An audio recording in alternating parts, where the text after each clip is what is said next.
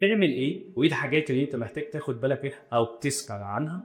ممكن تسأل عن مكان تتأكد لو أنت مش عارف المكان كويس، أو لو أنت من محافظة مختلفة اسأل إن هو يبعت لك دي حاجة تكون مميزة، أو حتى لو طلبت منه إن هو يبعت لك جوجل لوكيشن. طب تعمل إيه لو رقم رن عليك وأنت ما ردتش؟ الصح إنك ترجع تكلمه وتعرف هو مين الشركة اللي هتقدم عليها، أو هو الانترفيو بتاعك ميعاده إيه، وتكونفيرم تاني الميعاد إنك هتكون إن شاء الله available.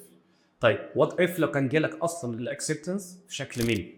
ما ينفعش تكون مقدم على شغلانه الميديكال ريبريزنتيف وانت رايح تشتغل في الكوربريت كومباني ومش واخد بالك من الميل بتاعك، او مش بتتشيك عليه كل يوم اون ديلي بيزس.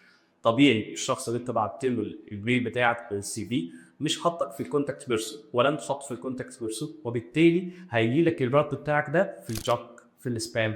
ما ينفعش انت تقول هي ما خدتش بالي منه.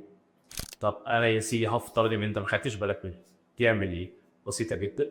ارجع اعتذر، وضح ايه السبب اللي كان موجود، سبب ان انت ما عملتش انترفيو او ما خدتش بالك من الميعاد، تطلب منه لو في افيلابيلتي ان هو يعمل لك ريسكادجول لميعاد جديد.